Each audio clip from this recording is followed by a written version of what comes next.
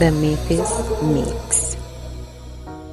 What's up, Pancake Posse? We're back with the Memphis Mix. My name is Parker Purtle. I'm going to be your host for season 2 of the Memphis Mix. We are deep in the off season, coming to you from the 901 for season 2 of the Memphis Mix. Shout out to Holy Smokes Music for the intro track. He's a Southern Miss fan and has agreed to let us use this song for free throughout this season. So shout out Holy Smokes. Find this No See So Good flip on his SoundCloud in the description. We got love for that. All right, y'all. We started the show for one simple reason: Memphis football matters. This city cares. This program wins. We're going to talk about the good, the bad, and everything in between this season.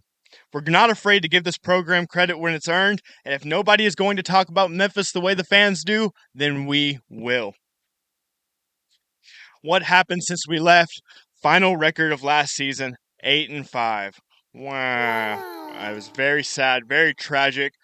Coach Ryan Silverfield did not finish the season strong, leaving with 3 losses to close out the season. I believe that's including a bowl, and the bowl game loss. The bowl game was unwatchable.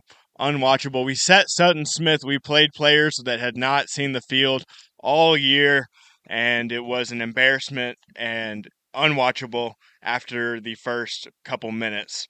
Um, let's talk about the overall of last Memphis football season. What did the stats look like? What jumps off the page to a lifelong Memphis fan? And to me, I'm a bad news first kind of guy, so I just got to talk about our passing game. Passing yards for Memphis last year, we just barely went positive. Like, all the Call of Duty players, or you play video games, you want to win more than you lose. You want to win more than you lose. Well, we had 2,643 passing yards on offense. It's offensive passing yard production, but we allowed 2,632, a 9-yard difference. That's unacceptable. Playing teams like Rice, Tulsa, Florida Atlantic, and we are letting up this many yards over 13 games. Unacceptable. For comparison, like I said, Memphis had 2,643 passing yards. Braylon Braxton of Southern Miss's quarterback under Coach Huff, last season, had 3,054 passing yards alone, and that's in the Sun Belt. So the fact that we could not get it done amongst 3 high-dollar quarterbacks was very telling of our coaching staff. We're going to leave it at that. I want to talk about what a good offense looked like last season so that we can understand where we stood last year, where Coach Huff's team stood last year, and where we aim to be in order to lead the nation in offense this season, which is very possible with our new QB prospects. Total net yards for the uh, South Florida Bulls. They led the country in offense with 6,353 yards over 13 games. 6,353. That's 488 yards per game and 3,596 passing yards compared to Braylon Braxton's 3,054 himself. Memphis, um, for comparison, South Florida 488. We had 392 yards per game over 13 games, so not even really a comparison. We were 48th in college football and 8th in the AAC. The AAC is an offensive powerhouse, so we didn't get it done. We didn't get it done, and that's just the sorry truth. Sutton Smith only rushed for 669 yards. If you could have polled every single Memphis player near the end of the season last year and asked them, how many yards do you think Sutton Smith's run for? You would have gotten some thousands, some 2,000s, some really crazy numbers. Only 600 yards. Brendan Lewis, only 5 yards behind, 664 yards. That was our quarterback. And Greg DeRosier, 563. Just not, we spread out the run game. It's not amazing. Moving on. That was last season. Fruits of last season. fruits of last season. NFL Tigers. We witnessed Mr. Irrelevant Kobe Minor get drafted to the New England Patriots. If you're not aware of who Mr. Irrelevant is, it is the very last pick across all metrics of the NFL draft. Very last pick player to get picked in the draft, get signed onto a team, and not have to walk on somewhere. So Kobe Minor, congratulations. Congratulations. All the players you are now seeing on your screen, such as Seth Hennigan, Rock Taylor, Davion Ross, they all walked onto a team, one or another, excuse me, and are looking to make an impact this season. Again, I said I'm a bad news first kind of guy. Let's talk again about this last season. We lost some guys to the NFL. We also lost some guys to Arkansas. 7 players total. They're up on your screen. Namely, our star protege quarterback, A.J. Hill. I'm not sure if it's a new practice to not announce NIL. Of players, Tiger fan base. I've heard players say, "Oh, that's not public. You don't need to know my NIL." I'm pretty sure we knew pretty well AJ Hill was making at least $1.5 million as a Memphis Tiger, which was abhorrent for him to redshirt making $1.5 million and to leave to go to Arkansas with our coach. I love seeing Tigers stepping up their game, making more money. I like SEC Tigers. I like Big Ten Tigers. I like ACC Tigers. I like Pac-12 Tigers, Big 12 Tigers, whatever you got, Tigers. But it just kind of hurt to get our program poached that bad. But we lost the battle and won the war with 17 players coming over from Southern Miss. If Coach Ryan Silverfield could only get 7, Coach Huff is a 17 kind of guy. That's more than double. But who's counting? Who's counting? Players like QB Denzel Gardner, looking to be our third string quarterback as it stands today, allegedly. We do not know. We do not know. We will get into that. Running back Jalen Carter looking to start some games. Wide receiver Tyshawn Chapman looking to be dangerous. Wide receiver Jermaine Hayes looking to be dangerous.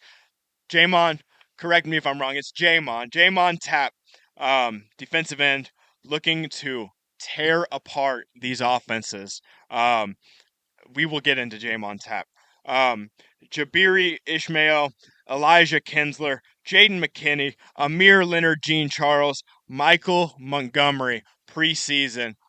Very dangerous looking guy. Saw his backswing on the golf course. Very tough. Very tough. Zach Ruffin, Anthony Richard Jr., Ian Foster, Dylan King, Amir Foster, and Khalil Foster. Ian Foster and Khalil Foster being brothers.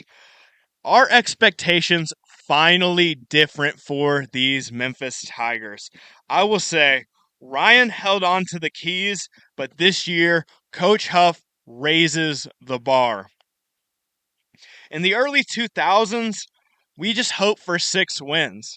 6 wins. Early 2000s to 2010, 6 wins. Please send my Memphis Tigers to a bowl game. But in 2026, we have conference championship expectations under Coach Huff. We want to be in the college football playoff conversations throughout the entire season, and the expectation is to be ranked. The expectation is to be ranked.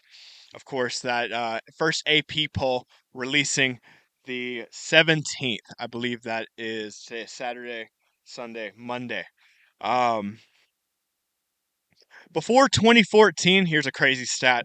Before 2014, Memphis had one 10-win season since World War II. Now, that's not saying that we have always played 10 games in a season, but we had one 10-win season since World War II, excuse me. Since 2014, we've had multiple 10-win seasons.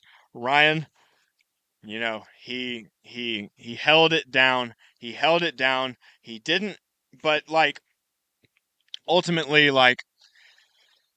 coaches will say, you want to be in the NFL, you want to be in the NBA, you want to be in the MLB. Well, everybody wants to be in the NFL. Everybody wants to be in the MLB. Everybody wants to be in the NBA. But that's not exactly true.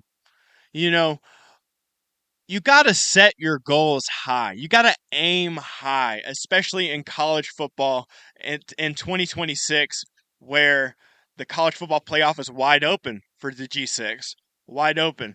And if your goals are lofty, if your goals are not to dominate, you are not compatible with the Memphis football program, CRS, unfortunately. Um, Hate to see you go. Love to watch you leave. Biggest storyline entering week 0. New quarterback play for the Memphis Tigers. We are returning one quarterback in our quarterback room, little known Grant Troutman coming off an ACL injury.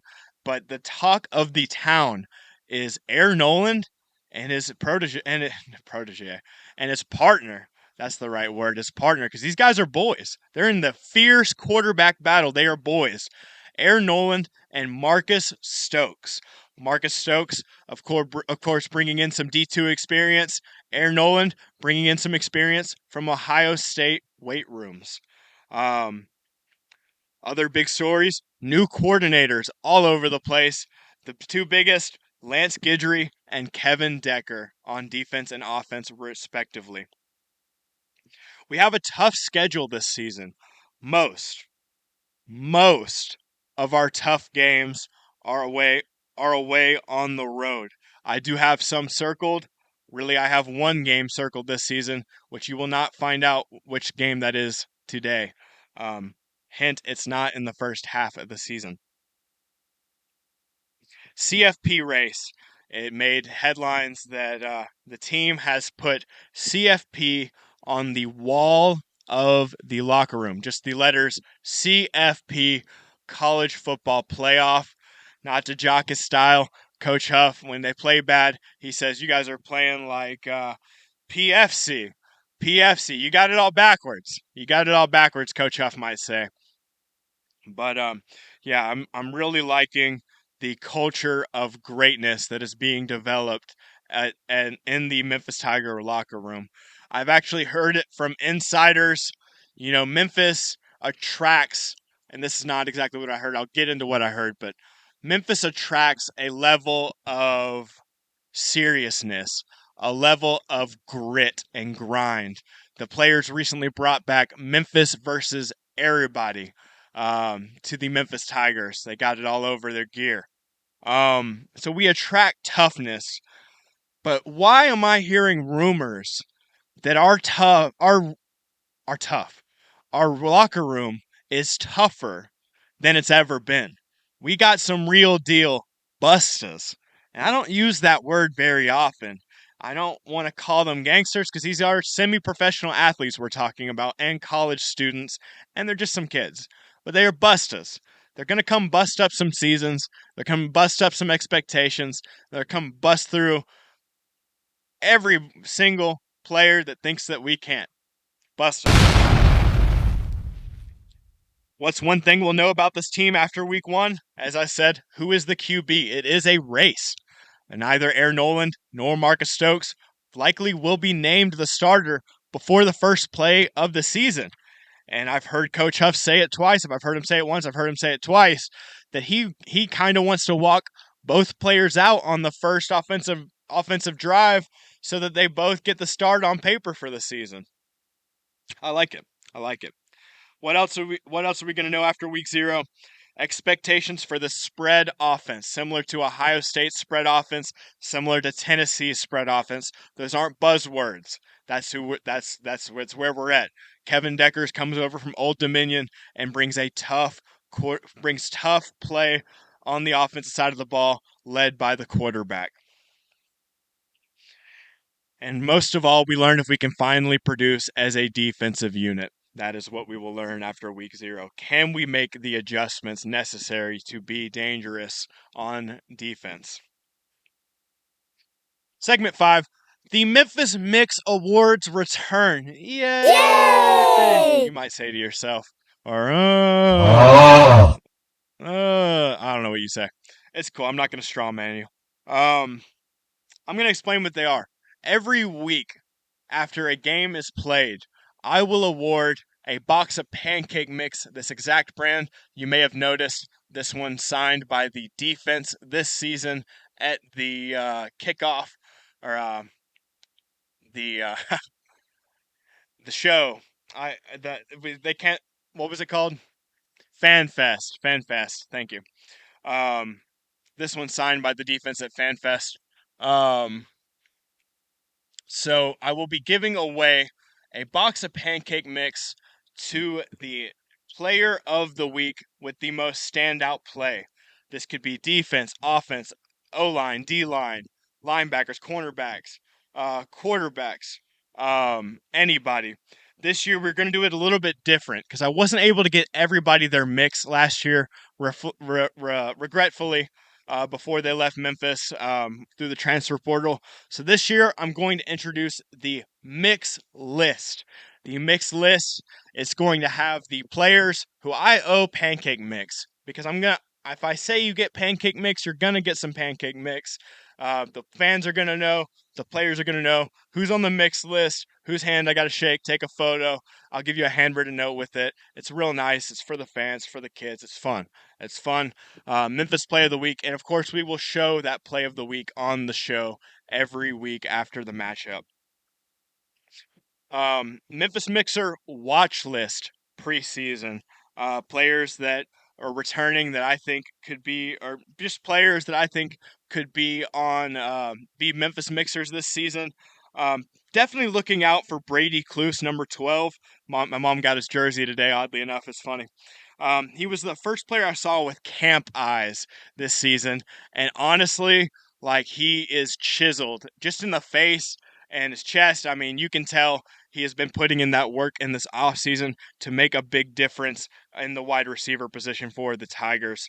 But first player I saw with camp eyes, he looked like a deer in headlights on that interview, and I loved it. I was like, this is what fall football is all about. Jamon Tapp had an outstanding presser. I actually looked into his high school. Gets pre-K through 12.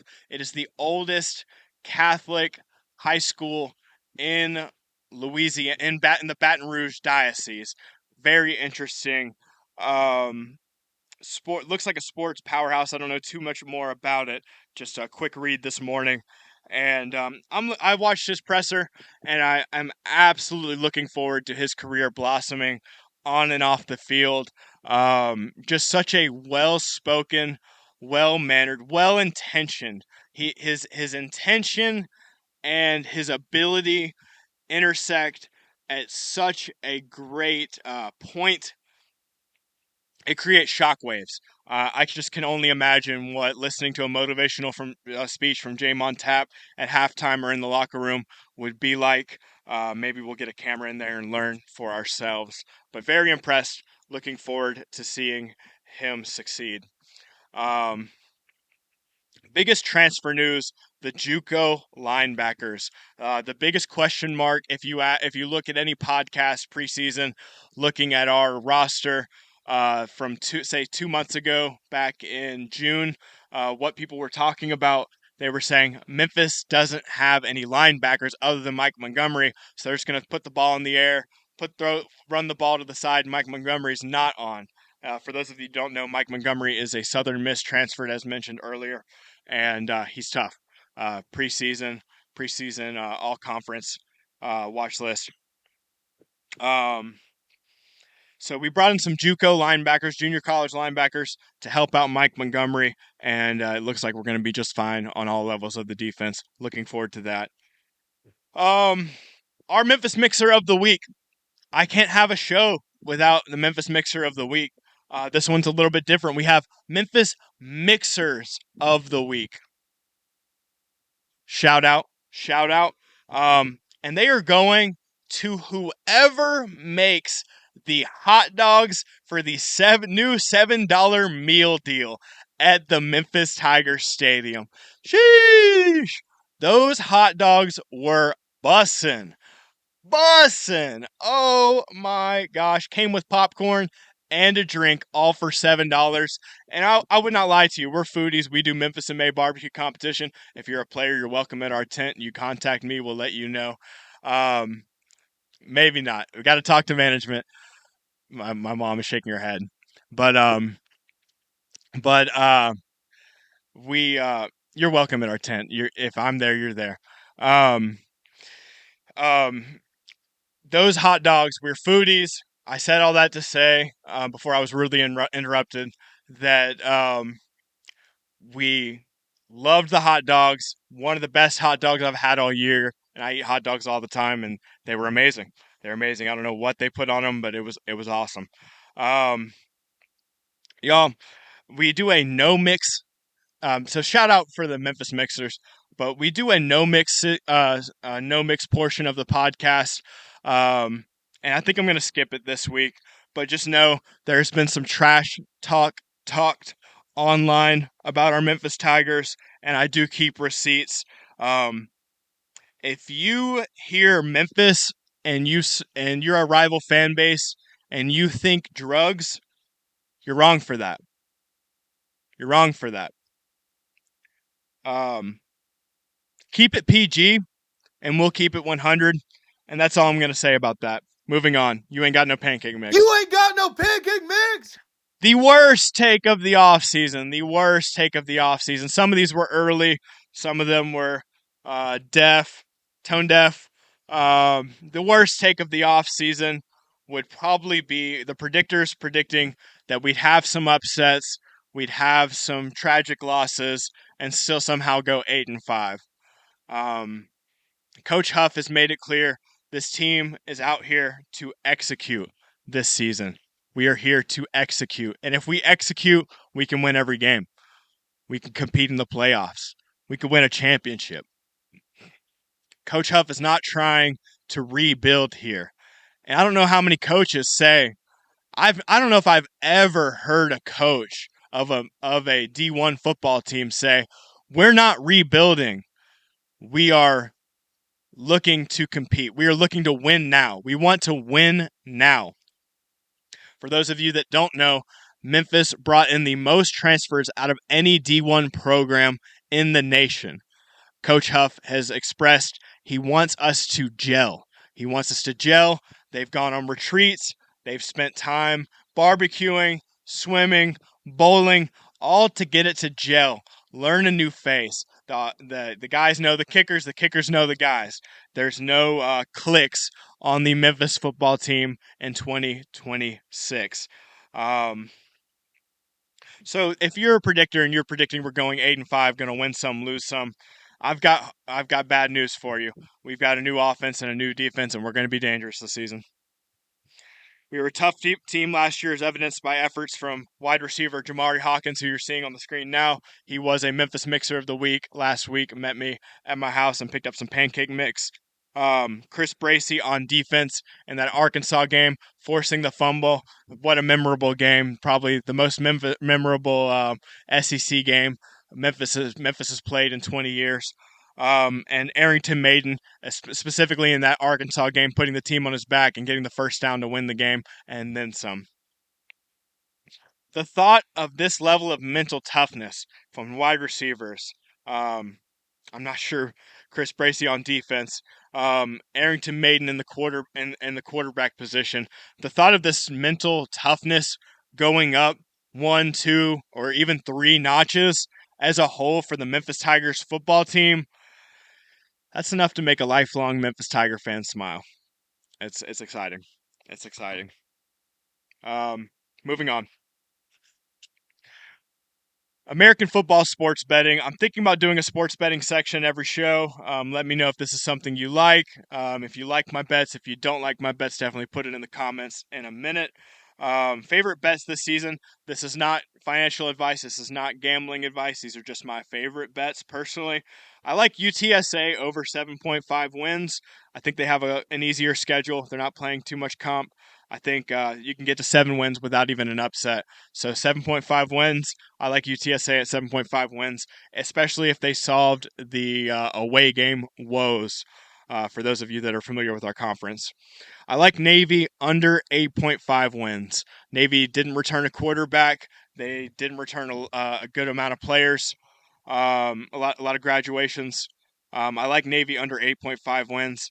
And believe it or not, Tulane has been in many conference championships in the last 4 years in the American, but I like Tulane under 6.5 wins. For those of you that saw their new uniforms, I'll put them on the screen now.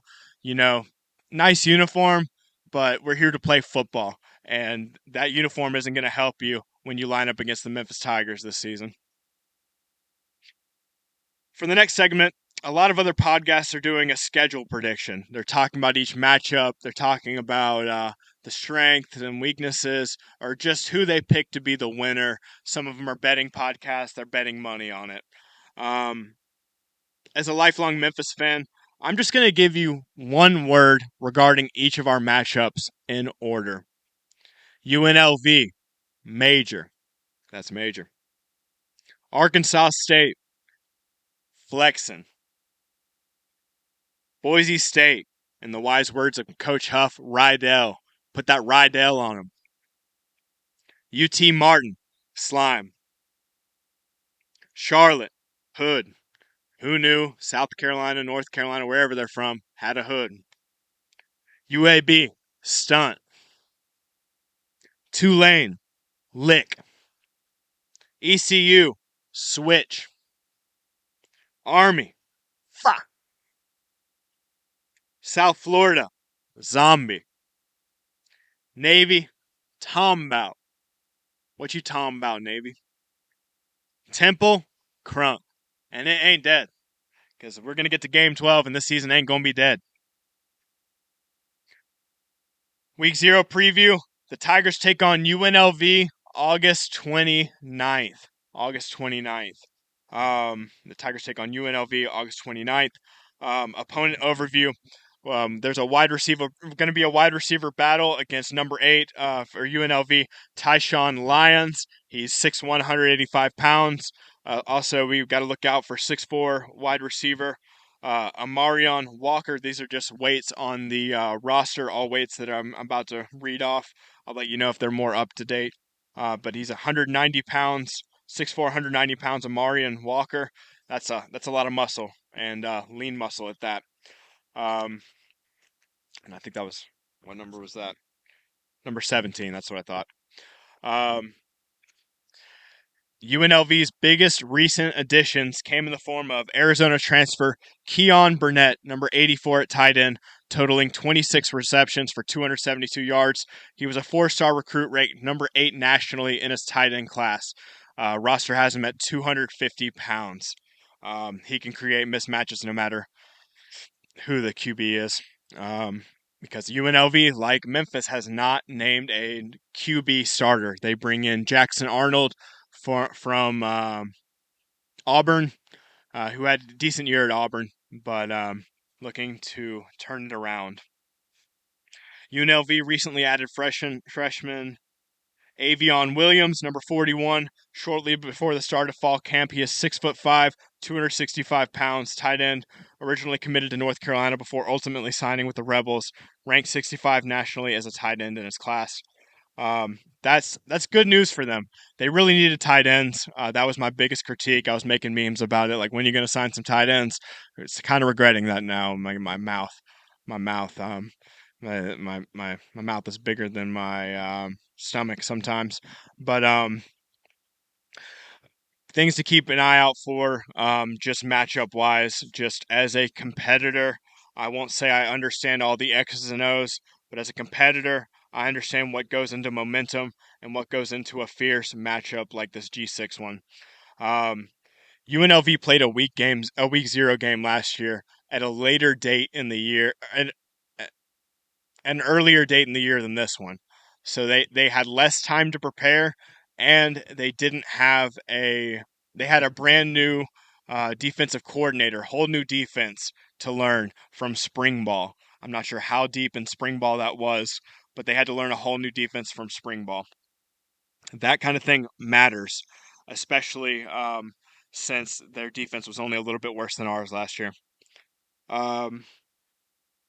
I would expect production on defense to significantly increase under the same coordinator this year. Watch out for that UNLV defense with Tigers. UNLV had one of the best third down defenses in the country last year, allowing only 30% of thirds to turn into first. 30%.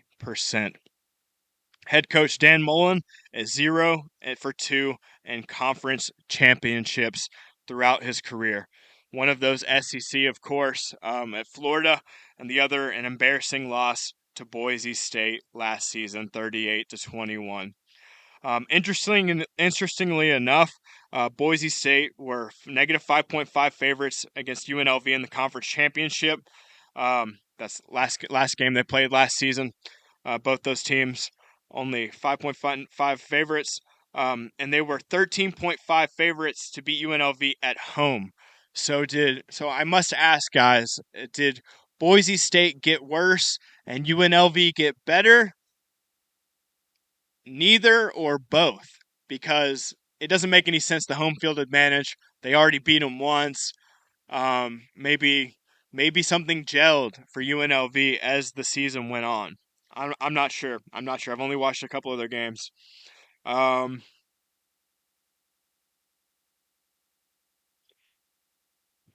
Moving on. UNLV as a program, this is good news. UNLV as a program has to logistically, like movement, money, resources, logistics, plan to go to Hawaii in less than a week after our matchup. In less than a week, they'll be on a long flight to Hawaii. Keep your foot on their necks, Tigers. A win is beating them, and Hawaii mopping up the rest. Send them sorry. Send them sorry, Tigers. Tigers. You are the harbingers of the 2026 regular season. Make this a memorable game, and every school in America will follow suit. You decide what 2026 looks like. Your Warriors, Mavericks, Tigers, capable of ripping up every team's hopes and dreams this season.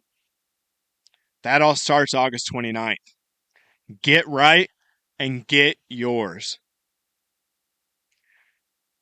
Final score prediction, UNLV, August 29th versus the Memphis Tigers. 50-0 Tigers. Tigers by 50.